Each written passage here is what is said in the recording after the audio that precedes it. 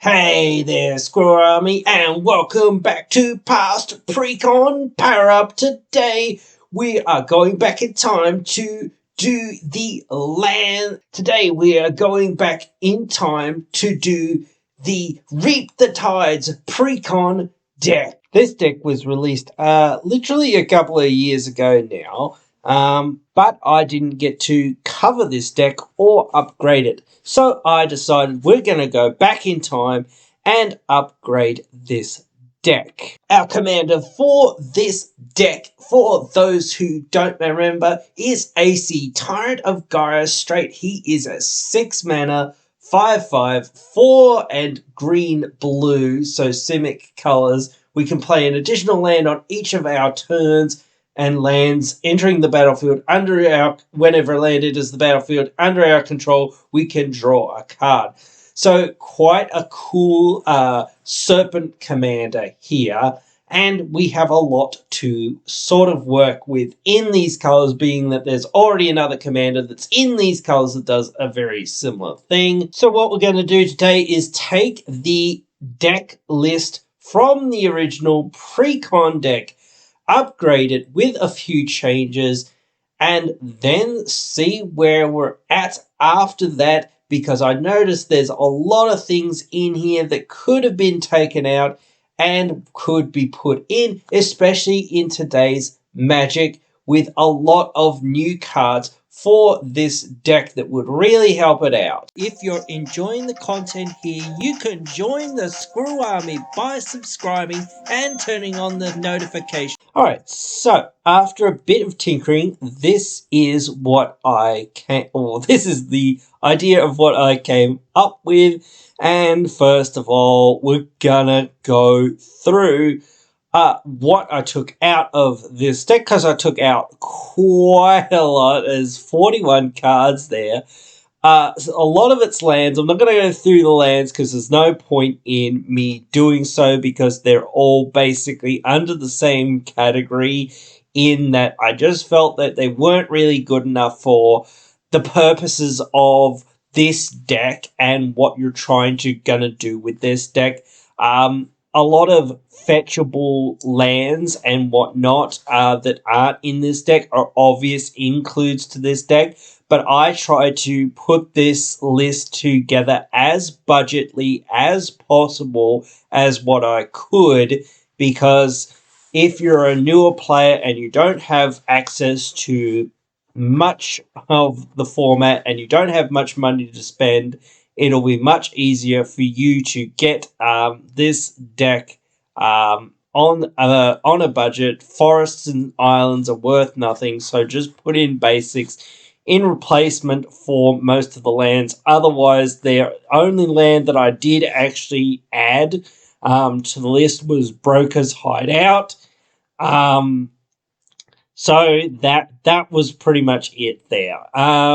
Otherwise, we're going to go back through the stuff that I took out anyway. Acidic Slime, just 5 mana to destroy an artifact, enchantment, or a land, isn't where we want to be, especially at sorcery speed. A 2/2 Death Toucher, not completely irrelevant, is just too irrelevant at 5 mana, I feel. And if it had 1 power and more defense, then I'd be much more interested in it. But this is the world that we live in. Coiling Oracle, too small of potatoes type attitude here. It can reveal the top card of our library. It can be a land. It also could be a not land and just draw us a card. And we're not flickering things in this deck. If we were really flickering things, or we had the one that's an elemental and cares about elementals, and we do make a few elementals in this deck, then that could be worth it. I didn't know whether I'd put it in, but I just didn't because I couldn't find the room at the end. Counterspell, because we're 2 colors, I just decided that, you know, we can probably swing that mana and be okay, but for the most part, we just don't 100% need it, and we only really need maybe 1 or 2 counterspells, so just having that extra flexibility, plus we're much heavier on green than we are blue, so I just decided to yeet it out. Cultivate, we can just do better and do more for the same mana cost, so I just decided to take it out. Deep Fiend, we're not really doing the whole Krakens, octopuses, sea monster stuff here. We're doing lands and stuff. This is a nice card in a sense, but, really we want to be doing more and whatnot. So I just thought we'll take it out. Explore, yes, we can hit lands very easily and whatnot with it, but again, I just felt it was too small of potatoes in a way and whatnot. So yeah, I just decided to take it out. Fact or fiction, we don't really want our opponents to be able to control what we're doing for the most part, or what we get off of what we're doing. So we want to be in control of what we are up to and whatnot, rather than letting our opponents do that. Fathom Mage, though it can trigger its evolve, it gets to a certain point of being a certain power, and then it just doesn't get any bigger. And yes, saying, oh well, drew 3 or 4 cards for throughout the game or whatever it was, and that might have been worth it. Yeah, sure, that's okay as well, but it's so slow to actually get there in a deck like this. If we were +1/+1 counters or proliferate or whatnot, that sort of thing, then I would like it a lot more, but we're just not doing that, so it just is very inconsistent in doing what it does. Growth Bowl, a lot like Explore, just 2 small potatoes, even though it is at instant speed. I just don't think it's really worth the time to do. Harmonize, again, it's just one of those spells that's way too inefficient for what we're really doing, and we've just got a whole lot better and whatnot in the deck, so we can just get rid of it. Return into the Royal, just bouncing a thing isn't where we want to be, because even if we're bouncing a thing and we've stopped our opponent to a degree, that doesn't come up enough. It comes up sometimes, yeah, sure, but we would much rather just destroy it or exile the thing that we're looking at rather than just bouncing it. So I thought we'd just get rid of it. Kadama's Reach, same thing as Cultivate, essentially. Meteor Golem, just way too inefficient for this sort of deck. Malomo just doesn't have enough text on it for it to really do a whole lot. Yeah, so it doesn't really add enough for our deck to do much with. Moldrifter, not a terrible card, but will most likely be evoking this, so just Divination isn't a good spell. If we're in a Flicker deck or something like that, then it might be real good, but otherwise not really where we want to be. Again, with Nezahol, we're not really into the dinosaurs, into the sea monsters, whatnot, so I just took it out. Peel from Reality, we have to bounce a thing as well, which can help us to some extent, but that downside sometimes isn't really worth it, and again, we'd rather just completely get rid of whatever our opponent's doing. Rex Sage, again, we've just got better things and at instant speed rather than this just being sorcery, so just yeeted it on out of there. Retreat to Kazandu, I don't really think the gaining life will ever be that super duper relevant. Putting a counter on one thing isn't terrible if we can get in commander damage and we're 1 point off or something like that, but otherwise it's just not really where we want to be. It doesn't really do enough for us. Search for Tomorrow, it's very inconsistent, and again, we can get much more out of a lot of other spells that we can put into this deck, so just tossed it out. Shark to Crab, the fact that we can only adapt these sorts of things and we really sort of can't get many counters on to these sorts of things throughout the gameplay and isn't really worth it, so I just thought we'll take these sorts of things out. Simic Signet, look, we're in green. We can do way better than running these mana rocks and whatnot, so we can just yeet it out. Simic Sky Swallower, again, just basically hasn't got any real text that we really care about, so we can just get rid of it. Sphinx of the Athum, Again, we don't really want our opponents to be able to choose what we're getting or whatnot. We want to be in control. We don't want them to choose what we're doing. Stormtide Leviathan, though I keep saying we're not doing the whole sea krakens and monsters thing, this is out for another big reason, is that we don't have a huge amount of island walk or flying, so that really shuts off our ability to be able to kill our opponents and whatnot with our creatures, so it's just, that's another reason to take it out. Stump Spell Hydra. This, I thought some Hydras and some big mana spells wouldn't be too bad, but this one isn't very good. It just distributes X +1/+1 counters among it and any number of commanders. So, yeah, it can buff itself and our commander, but that's about it. And we can just do better than that, so I just took it out. Tradastodon, this one I think was probably one of the last ones that I actually did cut. And, yeah, it is a fairly good card, but, again, we can just get away with having some other stuff and whatnot to destroy our opponent's stuff or get other advantages by, you know, making more bodies for ourselves if we really want to do that. So I just tossed it out. Thermarchus, I just don't know. We don't really need this sort of thing. We need more, and again, this just doesn't have enough text, and especially at 7 mana, it doesn't really have enough text, and it just takes too long to get out there and to do anything, so it's just way too slow.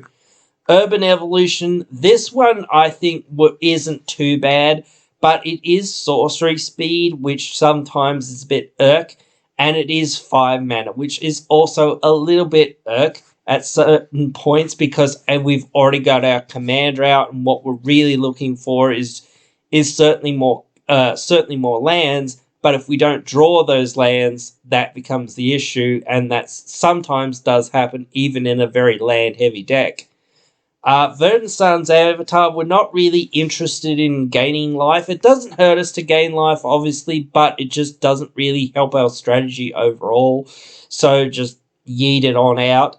Wickerburrow Elder, same thing as like a couple of the other cards like Rex Sage and whatnot, and Acidic. Just too slow for us to really care about it. We're not going to be able to put neg1 counters on it and all this other stuff to destroy more artifacts or enchantments. So it's not really worth our time to figure out. Yavimaya Elder, just terrible. Absolutely terrible. Only puts 2 lands to our hand after 5 mana, so that's not very good. So let's go through some of the things that I added. Quickly, we'll do the Planeswalkers because there's only 2 of them. Kiora and Nissa. Kiora because, well, it does 2 things. It draws us cards for whenever a power 4 or greater creature enters the battlefield, and it untaps something for us, which, you know, can be sometimes useful. Nissa, Scry 2. We look at the top card of our library if it's a land or something that has converted mana cost less than or equal to Nissa's loyalty. We can put it into the battlefield.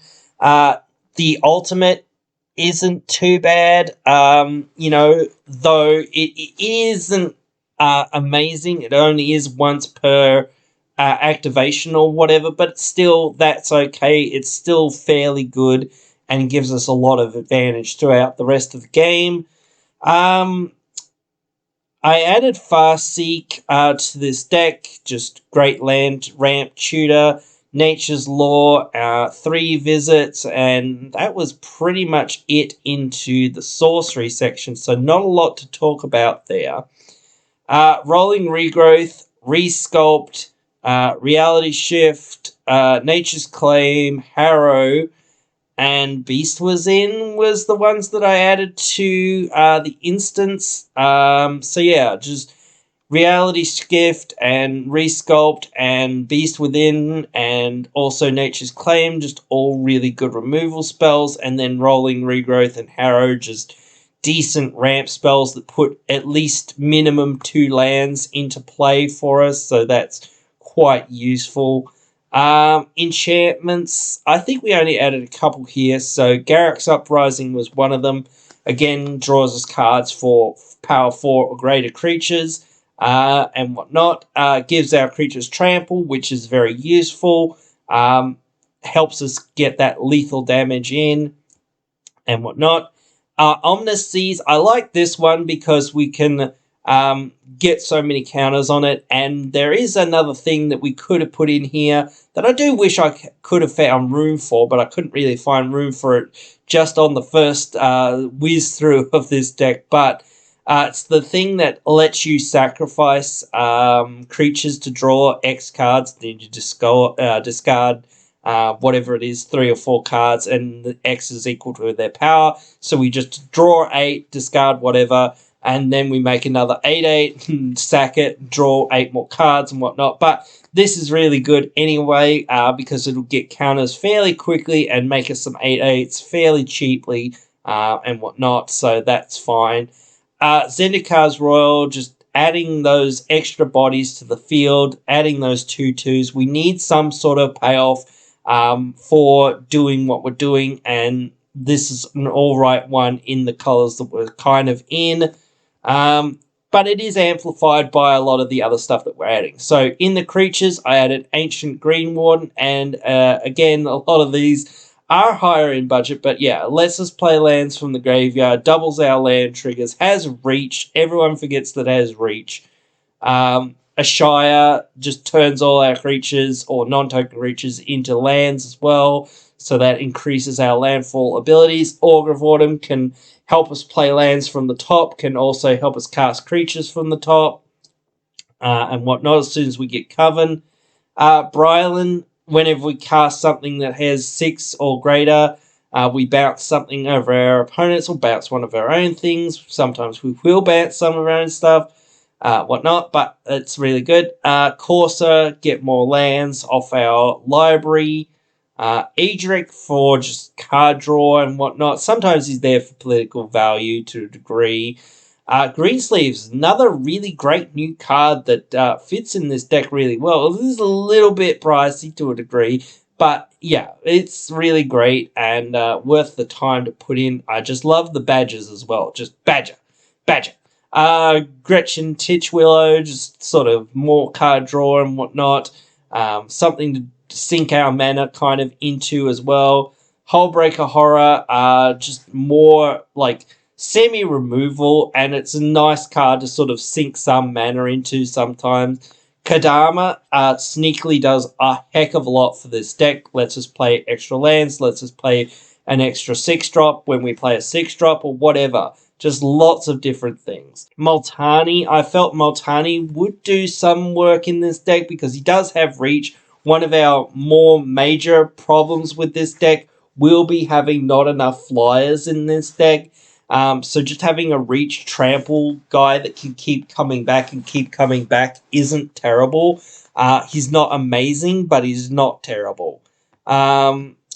Nadir Kraken, when we draw cards, we can pay 1, put a counter on him and make a tentacle. Those tentacles can come in handy sometimes as blockers or whatnot. Or whatever. Lots of different things we can do with them. Oracle of Mordia, playing more lands and whatnot, so very useful there. Royal Elemental, this is a dick of a card, but it's such a good card, so I couldn't not kind of put it in. I was kind of running low on cards to put in, so I think that was probably one of the last ones I did put in. Sakura Tribattle, I can't believe that this card wasn't in the actual deck list when it was actually printed and whatnot. It's an obvious include in most decks like this, so I just tossed it in there. Scoop Bugs, we need payoffs again. We need to be able to find ways to kill our opponents, and this is pretty much the best one. It gets out of hand really, really quickly. So yeah. Tossed that in there. What else have we tossed in here? Springbloom Druid, basically Harrow or Rolling Regrowth on a stick. So that's really good. Taddy-Over, just more card draw. Also gains its life, which is pretty irrelevant for the most part. The other Taddy-Over, which is the new Taddy-Over. We've got both the Taddy-Overs here. But this makes our lands into flyers. And if we control 7 or more lands, which is going to happen pretty quickly into the with this deck, whenever we play a land, One target land becomes a 3/3 with haste, and it's still a land. And hey, it's also a flyer, so that's really, really useful. Tireless Tracker here for more card draw. Titania, so that we can get more bodies on the battlefield and whatnot. We really need payoffs. And Zimone is early ramp sometimes and is also sneaky card draw as well as we get into the late game. So that is it. Those were the cards that I would have added to this deck if I had been building it today. So yeah, that's it there. You guys can let me know what you think of this deck, this upgrade guide. Write your thoughts down there in the comments below. I'll be sure to respond if I can. But yeah, let me know what you guys think. This deck has been out for quite a while. Yeah, so it's hard to sort of do a deck that's old and redo it, but it's interesting to look at a deck then versus now to a degree, and I thought that that would be the way that we do some of these, because it's interesting to see how like new sets and whatnot change these decks. So let me know what you think of this, and yeah, if I don't see you down there in those comments below, I hope to see you in the next one.